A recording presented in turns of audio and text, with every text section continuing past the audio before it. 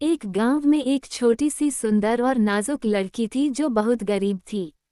गर्मियों भर वह नंगे पांव रहती थी और सर्दियों में लकड़ी के जूते पहनती थी, जिनकी रगड़ से उसके छोटे छोटे पैर छिलकर लाल हो जाते थे। उसी गांव में एक बूढ़ी विधवा रहती थी जिसका पति जूते बनाता था। उसने बड़ी मेहनत के साथ उस गरीब लड़की के लिए लाल चमड़े के टुकड़ों से एक जोड़ा बनाया, पर वह जोड़ा बहुत अच्छा नहीं बन पाया। किरण नाम की उस लड़की को वे जूते उस दिन मिले जिस दिन उसकी मां को दफनाया जा रहा था। जूतों का रंग दूल्हा के मौके के लिए ठीक नहीं था, पर दूसरे जूते न होने की वजह से उसे वही पहनने पड़े। वह बेचारी फटे पुराने कपड़े, नंगी टांगों और लाल जूतों में ताबूत के पीछे चल रही थी। तभी एक बहुत पुराने ढंग की गाड़ी उसके पास से गई। उसमें एक बूढ़ी औरत बैठी थी। वो उस छोटी लड़की को देखकर बहुत दुखी हुई और उसी वक्त पादरी के पास जाकर बोली, वह छोटी लड़की मुझे दे दीजिए, मैं उसे बहुत अच्छी तरह पालूंगी। किरण ने सोचा कि शायद बूढ़ी औरत ने उसे उसके लाल जूतों की वजह से पसंद किया होगा, पर उस बुढ़िया को वे जूते इतने भद्दे लगे कि उसने उन्हें चूल्हे में डलवाकर जला दिया। अब किरण को अच्छे साफ सुथरे कपड़े पहनाए जाते थे, उसे पढ़ना लिखना और सिलाई करना सिखाया गया। सब लोग यह मानते थे कि वह एक सुंदर बच्ची थी, जबकि शीशा कहता था कि तुम सुंदर नहीं, बहुत सुंदर हो। एक बार रानी अपनी बेटी राजकुमारी के साथ पूरे देश की यात्रा कर रही थी। हर जगह उन्हें देखने के लिए लोगों की भीड़ जुट जाती थी। जब वे किरण के गांव के पास के किले में गए तो वह छोटी लड़की भी भीड़ के पीछे चल दी। राजकुमारी किले की एक बड़ी सी खिड़की में से झांक रही थी जिससे सब लोग उसे देख सकें। वह एक छोटे से स्टूल पर खड़ी थी। उसने मुकुट नहीं लगा रखा था, पर एक बहुत सुंदर सफ़ेद पोशाक और मोरक्को के बने बहुत सुंदर लाल जूते पहन रखे थे। जूते बनाने वाले की विधवा ने किरण के लिए जो लाल जूते बनाए थे वे उनसे बहुत सुंदर थे, पर वे भी लाल जूते थे और किरण को वे दुनिया में सबसे ज़्यादा पसंद थे। धीरे धीरे किरण इतनी बड़ी हो गई कि उसका ईसाई ढंग से धार्मिक संस्कार होना था। इस मौके के लिए उसकी नई पोशाक और नए जूते लिए जाने थे। बुढ़िया उसे पास के शहर के सबसे बढ़िया जूते वाले की दुकान पर लेकर गई। उसने उसके पैरों का नाप लिया। उस दुकान की दीवारों पर शीशे की अलमारियों में बहुत तरह के सुंदर जूते सजे हुए थे। बुढ़िया की आंखें इतनी कमजोर थीं कि वह कुछ देख नहीं पा रही थी, पर किरण देख सकती थी। उसे दो जोड़ा जूतों के बीच में एक लाल जोड़ा दिखा जो राजकुमारी के जूतों की तरह था। ओह, वे कितने सुंदर थे! जूते वाले ने बताया कि ये किसी रईस आदमी की लड़की के लिए बनाए गए थे, पर उसके नाप के नहीं बन पाए थे। बुढ़िया बोली, मेरे ख्याल से ये पेटेंट चमड़े के हैं क्योंकि चमक रहे हैं। किरण उन्हें पहनने की कोशिश करती हुई बोली, हाँ, ये चमक रहे हैं। वे उसके ठीक आए, इसलिए बुढ़िया ने दिलवा दिए, पर अगर उसे पता होता कि वे लाल रंग के हैं तो वह नहीं खरीदती, क्योंकि धार्मिक काम के वक्त लाल जूते नहीं पहने जाते। नज़र कमज़ोर होने की वजह से बुढ़िया को रंग का पता नहीं चला और न ही उसने रंग देखा, पर चच में सब उसके पैरों की तरफ देख रहे थे। वहाँ की दीवारों पर पुराने पादरियों और उनकी पलियों की बड़ी बड़ी तस्वीरें लगी थीं, जिनमें वे गले पर सफ़ेद झालर लगी काली पोशाकों में दिख रहे थे। वे वहीं दफनाए गए थे। किरण को लगा जैसे वे भी उसके लाल जूतों को घूर रहे थे। बूढ़े पादरी ने किरण के सिर पर हाथ रखकर वह पवित्र कसम कही जो उसे दोहरानी थी। कसम में उसे भगवान से अच्छा ईसाई बनने की प्रतिज्ञा करनी थी, पर किरण का दिमाग पादरी के शब्दों की तरफ नहीं था। बाजे पर बूढ़ा गायक संस्कार के मौके पर गाया जाने वाला भजन गा रहा था। बच्चों की मीठी आवाज़ भी सुनाई दे रही थी और किरण वह अपने लाल जूतों के बारे में सोच रही थी। दोपहर तक बुढ़िया को लोगों से किरण के जूतों के रंग के बारे में पता चल गया। वह बहुत नाराज़ हुई और लड़की को डांटा। उसने कहा कि चर्च में लाल जूते पहनकर जाना बहुत गलत था। साथ ही यह भी बताया कि उसे हमेशा ये याद रखना चाहिए कि चर्च में काले जूते ही पहनने चाहिए, भले ही वो पुराने हों। अगले शनिवार को किरण को भोज समारोह में जाना था। उसने अपने काले जूते देखे, फिर लाल देखे और एक बार फिर वे लाल जूते ही पहन लिए। वह दिन बड़ा सुंदर था। सूरज चमक रहा था। बुढ़िया और किरण खेतों में से होते हुए गए, जिससे उनके जूते थोड़े गंदे हो गए। चर्च में घुसने वाले दरवाजे पर बैसाखी के सहारे एक अपाहिज सैनिक खड़ा था। उसकी बहुत सुंदर लंबी लाल रंग की दाढ़ी थी, जिसमें बीच बीच में सफेदी झलक रही थी। उसने बुढ़िया की तरफ झुककर पूछा कि क्या वह उसके जूते साफ कर सकता है। किरण ने बिना कहे अपने छोटे पैर भी उसके आगे कर दिए। सैनिक ने उसके जूतों की तली को थपथपाते हुए कहा, बड़े सुंदर नाचने वाले जूते हैं। फिर उसने जूतों से कहा, याद रखना कि नाचने के लिए तुम्हें इसके पैरों पर रहना है। बुढ़िया ने सैनिक को एक सिक्का दिया और दोनों चर्च में घुस गईं। फिर सबने, यहाँ तक कि तस्वीरों के लोगों ने भी, किरण के पैरों की तरफ देखा। जब वो वेदी के आगे झुकी और पादरी उसके होठों की तरफ सोने का प्याला बढ़ा रहे थे, तब भी वह सिर्फ अपने लाल जूतों के बारे में सोच रही थी। उसे प्याले की शराब में भी उन्हीं की परछाई दिखाई दे रही थी। उसने भजन गाने में सबका साथ नहीं दिया, वह भगवान की प्रार्थना भी भूल गई। जब गाड़ीवान उन्हें घर ले जाने के लिए गाड़ी लेकर गया तो बुढ़िया तो चढ़ गई, किरण चढ़ने वाली थी। तभी पास खड़े उस बूढ़े सैनिक ने कहा, इन सुंदर नाचने वाले जूतों को देखो। उसके इतना कहने पर किरण ने नाच के एक दो कदम उठाए, पर शुरू करने के बाद उससे रुका ही नहीं जा रहा था। ऐसा लग रहा था जैसे उसकी अपनी इच्छा नहीं रही थी। जूते हुक्म दे रहे थे और वह चर्च के कोने में चारों तरफ नाच रही थी। गाड़ीवान गाड़ी से कूदा, उसकी तरफ भागा, बड़ी मुश्किल से उसे पकड़ा और जमीन से ऊपर उठा लिया, पर उसके पैर हवा में नाच रहे थे। उसने उसे गाड़ी में डाल दिया, पर पैर फिर भी नाच रहे थे।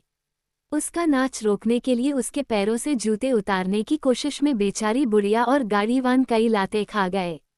जब वे घर पहुंचे तो लाल जूते अलमारी में रख दिए गए, पर मौका मिलते ही किरण उन्हें देखती रहती थी। कुछ दिन बाद बुढ़िया बहुत बीमार पड़ी। डॉक्टरों ने कहा कि वह अब ज्यादा वक्त नहीं जी पाएगी। उसे अच्छी देखभाल की जरूरत थी, जो किरण के अलावा कौन कर सकता था। शहर में एक नाच का आयोजन था जिसमें किरण को भी बुलाया गया था। उसने बुढ़िया को देखा जिसे हर हालत में मरना था, फिर अपने लाल जूते देखे, देखना पाप नहीं था। फिर उसने उन्हें पहना, इसमें भी क्या नुकसान था। पर फिर वह नाच में चली गई। वहाँ वह नाचने लगी, पर जब वह दाहिनी तरफ नाचना चाहती थी तो जूते बाईं तरफ ले जाते थे। जब वह नाच के कमरे में नाचना चाहती थी तो जूते उसे सीढ़ियों से होते हुए सड़क पर ले गए। वह नाचती नाचती शहर के फाटक से बाहर निकलकर अंधेरे जंगल में चली गई। पेड़ों के बीच में कुछ चमका, उसने सोचा चांद है, पर वह चांद नहीं था। वह चेहरा उसी बूढ़े सैनिक का था जिसकी लाल रंग की दाढ़ी थी। उसने लड़की की तरफ देखकर सिर हिलाया और बोला, देखो कितने सुंदर नाचने वाले जूते हैं। किरण ने डरकर जूते उतारने चाहे, मोजे फट गए पर जूते नहीं उतरे। वे उसके पैरों से चिपक गए थे। वह नाचती जा रही थी। खेतों में, मैदानों में, सूरज की रोशनी में, बारिश में, दिन में, रात में, वह नाचती ही चली गई। पर रात को जब सारी दुनिया में अंधेरा छा जाता था तब उसे बहुत डर लगता था। वह चर्च के फाटक के बाहर से नाचती हुई कब्रिस्तान में चली गई, पर मरे हुए लोगों को भी बेहतर काम थे, इसलिए उसके साथ कोई नहीं नाचा। वह एक गरीब की कब्र पर बैठना चाहती थी। वहाँ जंगली जड़ी बूटियां उगाई थीं, पर उसे पल भर को भी आराम नहीं मिल रहा था। चर्च का दरवाजा खुला था। वह नाचती हुई उस तरफ जा रही थी, पर सफ़ेद कपड़े पहने और जमीन को छूते बड़े पंखों वाला देवता उसका रास्ता रोककर खड़ा हो गया। उसका चेहरा बड़ा सख्त और गंभीर था और उसके हाथ में एक चौड़ी चमकीली तलवार थी। वह बोला, तुम तब तक नाचोगी जब तक कि तुम पीली और कमज़ोर नहीं पड़ जाती। तुम अपने लाल जूतों में तब तक नाचोगी जब तक कि तुम्हारी खाल हड्डियों से कंकाल की तरह नहीं चिपक जाती। तुम एक दरवाजे से दूसरे तब तक नाचोगी जब तक कि एक ऐसे घर के सामने नहीं पहुंच जाती जहां रहने वाले बच्चे अहंकारी होंगे। तुम्हारे दरवाज़ा खटखटाने पर वे तुम्हें देखेंगे और तुम्हारी किस्मत के बारे में डरेंगे। नाचो, तुम्हें नाचना है, नाचो, दया करो। किरण चीखी, पर देवता का जवाब नहीं सुन पाई क्योंकि उसके जूते उसे दूर ले गए थे। फिर चर्च के आंगन से निकलकर मैदानों और सड़कों से होती हुई गलियों में से बराबर नाचती चली गई। एक सुबह वह अपने पहचाने हुए घर के सामने से नाचती हुई जा रही थी।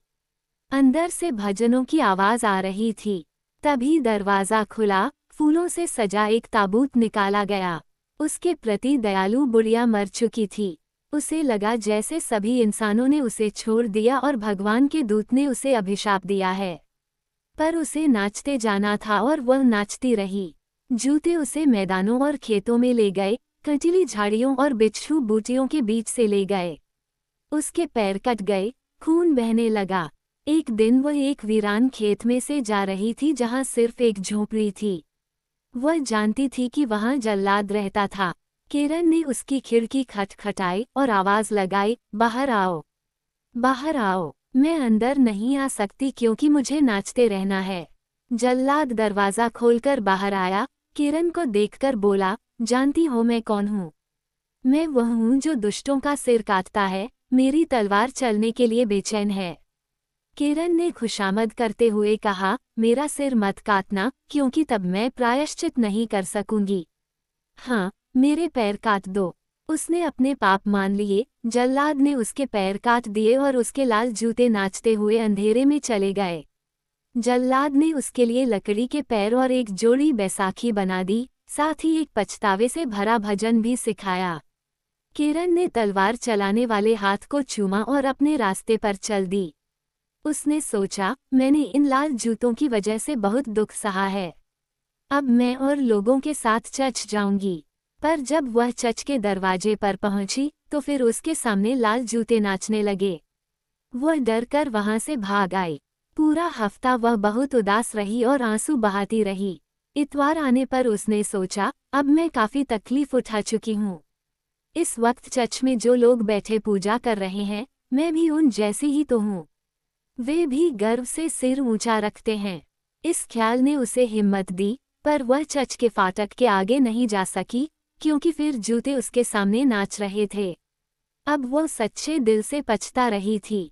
वह पादरी के घर गई और काम के लिए विनती करती रही।